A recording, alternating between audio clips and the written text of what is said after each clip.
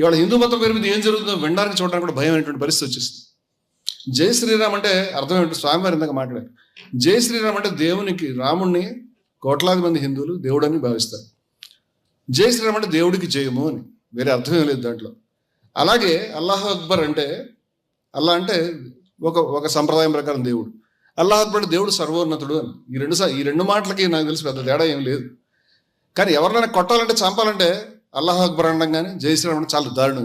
ఏదైతే హిందూ మతం పేరు మీద ఇవాళ హిందూ మతం అంటే ఏమిటి తెలియనటువంటి ఒక కన్ఫ్యూజన్ అనేటువంటిది ప్రారంభమైంది. హిందూ మతాన్ని ఒక ఫ్రేమ్లో కుదించే ప్రయత్నం జరుగుతోంది. అంచేత Hindus for plurality and equality, బహుళత్వము మరియు సమానత్వం, ఈ రెండు ఉన్నాయి హిందూ మతంలో. కానీ హిందూ మతం పేరు మీద జరుగుతున్నటువంటి అనేక కాన్క్లేవ్స్లో కొట్టండి, చంపండి, కొట్టి మాట్లాడండి ఓపెన్ చెప్తున్నారు. ఇవన్నీ కూడా సదస్సుల్లో వచ్చేస్తున్నాయి. కాషాయ వ్యవస్థలో వేసుకున్నటువంటి వాళ్ళు మాట్లాడుతున్నారు. అవన్నీ కూడా వాట్సాప్లోకి వస్తున్నాయి, అవన్నీ సెల్ ఫోన్లోకి వస్తున్నాయి. అనేక మంది, కోట్ల మంది యువతుల్ని కూడా వాళ్ళని విద్వేషపూరితులుగా తయారు చేస్తా ఉన్నాయి. అంచేత దీన్ని మనం మాట్లాడాలక్కర్లేదని. మతం అంటే ఒక పుస్తకం, ఓ దేవుడు, ఒక గురువు గారు, ఒక సిస్టమ్, దీన్ని దాటి వెళ్ళడానికి వెళ్ళేది మీరు బయట ఉన్నాయి. కానీ హిందూ మతం అటువంటి ఫ్రేమ్లో ఉన్నటువంటి మతం కాదు. అటువంటి ప్రమాణాల ప్రకారం చూస్తే హిందూ మతం మతమే కాదు. మరి హిందూ మతం కాదని తీసేద్దామంటే దీన్ని ఏమన్నా? ఇదో ప్రాబ్లం ఇది. అందుచేత మేము దీని యొక్క నిర్వచనానికి పూనుకున్నాం. దీన్ని అంటే ఈ నిర్వచనాలు అది గొప్ప సాహసం నాకు తెలిసినంత వరకు. దాన్ని మేము ఏమన్నామంటే, ఇక్కడ ఒక పుస్తకం కానీ, ఒక సంప్రదాయం కానీ, ఒక దేవుడు కానీ అందరూ ఆమోదించేటువంటి వ్యవస్థ కానీ లేవు మా దగ్గర. అవి ఉంటేనే మీరు మతం అంటే మేము ఖచ్చితంగా మతం కాదు. మేమేమన్నామంటే హిందూ మతం కాదు, ఇది ఒక జీవన విధానం అని చెప్పేవాళ్ళున్నారు. మేము అంగీకరించట్లేదు. ఇది ఒక జీవన విధానం కాదు, పలు జీవన విధానాల సహజీవన వ్యవస్థ అని చెప్తున్నాం మేము. ఆదాన ప్రధానాల సహజీవన వ్యవస్థ. ఒక సిస్టమ్ లేదు. పామును పూజించేవాళ్ళు, కొండను పూజించేవాళ్ళు, లేకపోతే సమ్మక్క సారకను పూజించేటువంటి వాళ్ళు, ఏమీ పూజ చేయనటువంటి వాళ్ళు, భజన చేసేవాళ్ళు, చేయనటువంటి వాళ్ళు, ధ్యానం చేసేవాళ్ళు, చేయనటువంటి వాళ్ళు, అనేక రకాలైనటువంటి సంప్రదాయాలు ఎలా చెప్తాం మనం దీన్ని? అనేక రకాలైన ఫిలాసఫీస్ ఉన్నాయి. ఎవరో కూడా దీన్ని శాసించడానికి సరిపోదు. ఎవరో నేను దేని మీద వీడియో పెడితే నువ్వు బొట్టు పెట్టుకో అని చెప్పాను. ఏ బొట్టు పెట్టుకోమంటావు? ఏ రకమైనది? ఈ వై పెట్టుకోమంటావా, ఎక్స్ పెట్టుకోమంటావా, 3 పెట్టుకోమంటావా, అడ్డంగా పెట్టుకోమంటావా, నిలువు పెట్టుకోమంటావు, నీకు తెలియదు, చాలా ఉన్నాయి. ఇది అర్థం లేనటువంటి మాటలు ఇవన్నీ కూడా. నువ్వు జై శ్రీరామ్ అంటేనే హిందూ అవుతాడనేటువంటి అభిప్రాయం అనేటువంటి, నేను జై శ్రీరామ్ అనడానికి వ్యతిరేకం కాదు, రాముడిని కీర్తించడానికి ఏం వ్యతిరేకం కాదు. ఆ సంప్రదాయాన్ని కానీ భక్తులు కానీ ఏం అవమానించే ఉద్దేశంలో మేము ఎవరు లేము. స్వామివారు కూడా అన్నారు ఇందాక. కానీ మేమేమంటామంటే, దీన్ని మీరు షరతుగా ముందుకు తీసుకొస్తే మేము అభ్యంతరం వ్యక్తం చేస్తుంది. మీకు తెలుసో తెలియదో, పురాణ హిందూ మతాన్ని లేదా రాముడిని, కృష్ణుడిని గౌరవించినటువంటి, లేదా ఇది ఏమంత ఆ స్థాయి కాదు అని చెప్పినటువంటి అనేక సంప్రదాయాల శాఖలు మనకు ఉన్నాయి. దయానంద సరస్వతి గారు ఉన్నారు, వారు ఉన్నారు ఇక్కడ నుంచి, ఆర్య సమాజ్ వారు ఉన్నారు, వారు చెప్పారు. అలాగే అనేక సంప్రదాయాలు నేను చెప్పగలుగుతాను. నేను ఇక్కడ కనీసం 60-70 సంప్రదాయాలని ఇక్కడ రాశాను. కానీ ఇది సరిపోదు ఈ క్యాన్వాస్. అందుచేత ఆగాం. 3 రోజులు కష్టపడ్డాను నేను దీని మీద. అయ్యో వైకుందారు ఉన్నాడు, ఆయన జ్యోతిని లేకపోతే అద్దాన్ని పూజిస్తాడు. నారాయణ గురు ఉన్నాడు, అనేక మంది సంప్రదాయాలు కలిగిన ఉన్నారు. వాళ్ళు పౌరాణిక హిందూ మతాన్ని మేము అంగీకరించమని చెప్పారు. వాళ్ళు హిందువులు కాదని నువ్వు అంటావు ఇవాళ? నువ్వు ఎవరు చెప్పడానికి? వేదంలో ఇవన్నీ లేవు. వేదంలో ఉన్నటువంటి మతం తర్వాత ఉపనిషత్ కాలంలో మారింది. ఉపనిషత్ కాలంలో ఉన్న మతం, పురాణ మతం ఇంకొంచెం మారింది. మారుతూనే కూడా విభిన్నంగా ఉంటూ వచ్చింది. మాకు తెలియదు ఇవన్నీ కూడా. ఇవాళ ఒక భయాన్ని ప్రజల్లోకి ఇంపోజ్ చేసి హిందూ మతం కొంపలు మునిగిపోతున్నాయి, ఆరిపోతుంది, చచ్చిపోతుంది అని చెప్పేటువంటి అనేక మహిమ సంప్రదాయం నుంచి ఇక్కడ వచ్చినటువంటి అనేక మంది సాధువులు ఉన్నారు. అనేక మహిమ సంప్రదాయంలో ఉండేటువంటి సాధువులు, అనేక మహిమ సంప్రదాయం, అది 200 ఏళ్ల నుంచి అద్భుతమైనటువంటి జ్యోతి.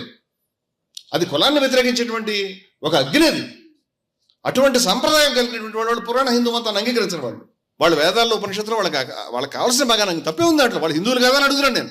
ఎవరు చెప్తారు హిందువులు కాదని? నువ్వెవరు చెప్పడానికి ఎవరు హిందువు ఎవరు కాదు? ఈ విషయాన్ని అంగీకరించడానికి మేము సిద్ధంగా లేవని చెప్తున్నాం. అందుచేత ఇది ఏమంత విషయం? ఖచ్చితంగా విషయమే. ఒక నినాదము, ఒక దేవుడు, ఒక మతం ఉన్నది మా మతం కాదు. అలాగే దీన్ని ఒక విద్వేషపూరితమైన ఫ్రేమ్లో, ఇంకా ఓపెన్గా చెప్తున్నాను, రాజకీయమైనటువంటి ఫ్రేమ్లో, ఒక రాజకీయ లబ్ధి గురించి మీరు మతాన్ని వాడొద్దని నేను చేతులెత్తి దండం పెడితే అడుగుతాను. మేము ఈ రాజకీయ నాయకులందరినీ కూడా, మీ పార్టీ ప్రచారం మీరు చేసుకోండి, మీ మేనిఫెస్టో చెప్పుకోండి, ప్రజలకి ఏ మేలైనా చేయండి. కానీ రాముణ్ణి, కృష్ణుణ్ణి, మతాన్ని దీంట్లోకి ఏడవద్దని చెప్తున్నాం మేము. అలాగే విద్వేషానికి మేము చూసిన వీడియోని, వ్యక్తిని కట్టేసి అతన్ని చావగొడుతూ జై శ్రీరామ్ అను అతన్ని తీవ్రంగా హింసించడం, మీరు కావాలంటే వస్తాయి, నీ పేర్లు సంవత్సరాలు కూడా చెప్పగలుగుతారు. హింసిస్తూ ఇది చూసామా, జై శ్రీరామ్ అను అని చెప్పి చివరికి అతను చచ్చిపోయాడు. స్తంభానికి వేసి కట్టేసి హింసించి చంపేశారు. అవసరమా ఇది? రాముడు ఆ విధంగా చెప్పాడా?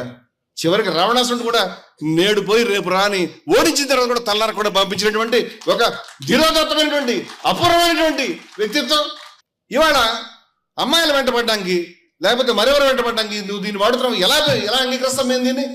ఇంత కోట్ల మంది హిందువులు ఎవరు ప్రతిఘటించట్లేదు, ఎవరు మాట్లాడట్లేదు నువ్వు అనుకుంటే ఇది అభ్యంతరకరం. మేము దీన్ని అంగీకరించే సమస్య లేదు, ఈ విధానాలు కొనసాగలేమని చెప్తున్నాను నేను. ఇది ప్రారంభం. ఇది ఇటువంటి అగ్నిని అనేక చోట్లకు మేము తీసుకెళ్ళగలుగుతాం.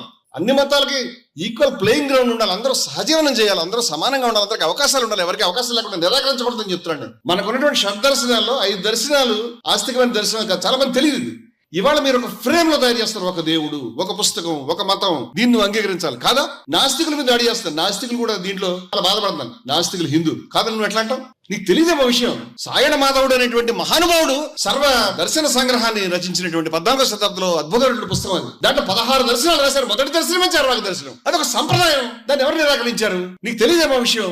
ద్వైతి హిందువే, అద్వైతి హిందువే, విశిష్టాద్వైతి హిందువే, ద్వైతాద్వైతి హిందువే, శాక్తేయుడు హిందువే, అలాగే అజ్ఞేయవాది హిందువే, నాస్తికుడు హిందువే, ఆస్తికుడు హిందువే. నువ్వెవరో కాదని చెప్పడానికి మా మతం, మా సిస్టమ్ ఎలా ఉంది నీకు తెలియదేమో. ఇదంతా కూడా నీకు తెలియకపోవచ్చు విషయం అంతా కూడా. నువ్వు చెప్తున్నటువంటి గుడి వేదన లేదు, వేదరక్షణ తీసుకొస్తే ఆయన గుడిని ఒప్పుకోడు. ఏం చేద్దాం దానికి?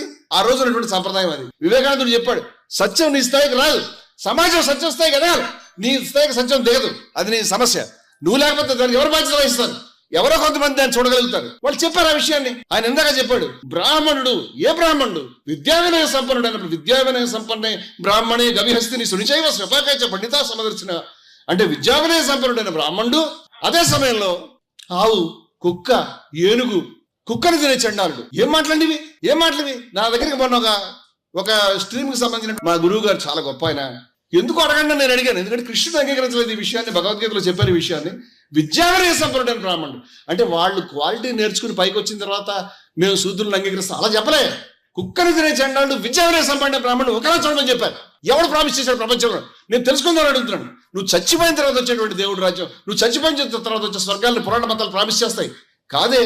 ఇహైవా, ఈ మూమెంట్ లో, ఈ క్షణం, ఈ హాల్లో ఇక్కడ మనం మాట్లాడుతుంటే, మనం అక్కడ కూర్చుంటే, ఇక్కడ నిలబడి మాట్లాడుతుంటే, ఇప్పుడు నువ్వు స్వర్గాన్ని గెలుచుకోవచ్చు ఈ సెకండ్. వాళ్ళు చెప్పారు అలాగే. ఇహైవా అంటే మాట అర్థం అదే. ఇహైవా తైర్జితస్తర్గో యశాం సామ్య స్థిత. మనం ఎటువంటి సమానత్వము? విద్యావినయ సంపన్నుడైన బ్రాహ్మణుని, కుక్కని చండాలని, ఆవుని, కుక్కని, ఏనుగుని, ఈ మాటల్ని చెప్పినటువంటి వాళ్ళు ఇహైవత అటువంటి సమానత్వాన్ని నువ్వు అందుకోగలిగితే ఈ మూమెంట్ లో, ఈ సెకండ్ లో నువ్వు మోక్షం, నువ్వు ఎన్లైటన్మెంట్, నువ్వు దేన్నైనా ఇప్పుడు పట్టుకోవచ్చు. ఎవడు ప్రామిస్ చేశాడు ఈ మాట? యశాం సామ్య స్థితం మనహ. ఇటువంటి సమానత్వాన్ని నువ్వు పెట్టుకుంటే నువ్వు ఇప్పుడు దాన్ని పట్టుకోవచ్చు. నువ్వు అనుకునే దైవాన్ని, నువ్వు అనుకునే బ్రహ్మాన్ని ప్రతి మనిషిలో చూడాలి. నువ్వు చెప్తావు అన్య మతస్థులు వాళ్ళు అని చెప్తున్నావు కదా, అది లేదమ్మా, ఇది తెలియదేమో. అయం నిజ పరో వేది గణనాలకు చేత ఈడు నావాడు, ఈడు పక్కవాడు ఆలోచించడం చాలా లో లెవెల్ పీపుల్ యొక్క అండర్స్టాండింగ్. యేసుక్రీస్తు శర్మనాంది మౌంట్ లో చాలా అద్భుతమైన విషయాలు ఉన్నాయి. ఒక హిందూగా నేను దాన్ని అంగీకరించి దాన్ని ఫాలో కాగలుగుతాను. ఎందుకంటే నా మతం నాకు పర్మిషన్ ఇచ్చింది. ఆ రోజు ఋగ్వేదంలో ప్రకటించారు, మీకు తెలుసో లేదో, అనో భద్ర, ఎక్కడెక్కడ గొప్ప ఆలోచనలు ఉన్నాయి అన్ని మా దగ్గరికి రావాలి. మేము తలుపు తెరిచాం అన్ని పక్కలకి.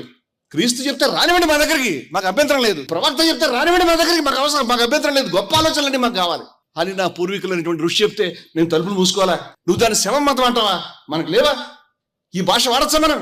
నువ్వు కాషాయ బట్టలు వేసుకుని కాషాయ కాంతిలో పెట్టి ఈ రకంగా మాట్లాడతావా? అలా లేదే. అలా ఎక్కడుందని అడుగుతాడు నేను. వాళ్ళని హేళన చేస్తావా? వాడు శవాన్ని పూజిస్తాడని.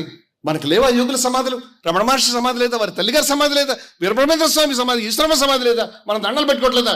ఎవరినో హేళన చేస్తావు నువ్వు. ఎందుకు ఇంత అహంకారం? అలా లేదే. అక్కడ తప్పులు ఉన్నాయి, అక్కడ గొప్ప ఉన్నాయని నేను చెప్పడం లేదు. అక్కడ తప్పులు ఉన్నాయి, లేవనట్లేదు. అక్కడ కూడా పోరాటం చేయాలి. వాళ్ళు చేస్తారు, ఆ పని వాళ్ళు చేస్తారు. మేము జయభారత్లో ఉండే ముస్లిమ్స్ ఆ పని చేస్తా ఉన్నారని చెప్తున్నాం మీ దృష్టికి. అలాగే ఇక్కడ కూడా తప్పులు ఉన్నాయి, వాటిని కూడా కడుక్కుంటాం, పోరాటం చేస్తాం. తప్పేం లేదు దాంట్లో. పోరాటం చేయమని చెప్పాడు, తత్వం యుద్ధాన్ని చేస్తాం. ఆ విధంగా యుద్ధం చేయమని చెప్పాడు కృష్ణుడు.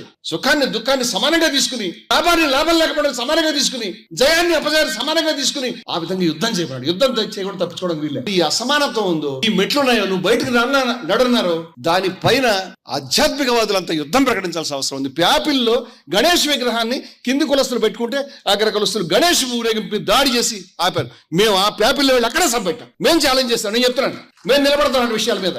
మేము అంగీకరించాం.